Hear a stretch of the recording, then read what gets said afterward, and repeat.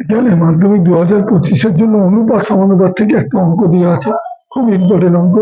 বিগত মাধ্যমিক 2022-এ এটা এসছে, a by 1/a plus b by 1/b plus c by 1/c সমান 1 হলে এইটার মান চেয়েছে। তাহলে এখন এটার মান চেয়েছে। এখন এখানে যে অঙ্কটা দেওয়া আছে, এটা করতে গেলে অঙ্কটা দেওয়া আছে a by 1/a plus b by 1/b plus c by 1/c সমান 1। উভয় এই অঙ্কটার মানটা চেয়েছে সমান কত। তাহলে এখানে আমরা যদি প্রত্যেক অংশ এই অংশের সাথে যদি আবার 3 যোগ করি, এই বাঁ পাশেও আমাকে 3 যোগ করতে হবে।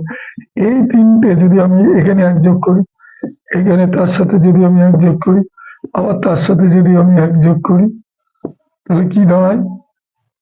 তার মানে এখানে 3 যোগ করলাম, এখানেও এর তলায় 1, এর তলায় 1, তার মানে এখানেও 1 2 3, 3 প্লাস 3, এখানেও প্লাস 3, তাহলে এই 3টে এদিকে আনলে মাইনাস। তাহলে আমি দুপাশে 3 যোগ করলাম, আসলে কিছুই করলাম না, কেটে গেল।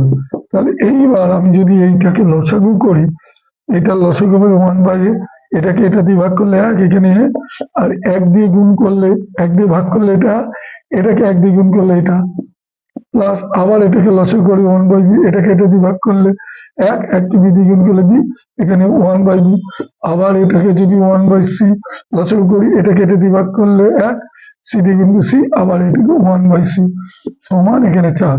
তাহলে এখানে মাইনাস c প্লাস c কেটে গেল, এখানে মাইনাস b প্লাস b কেটে গেল।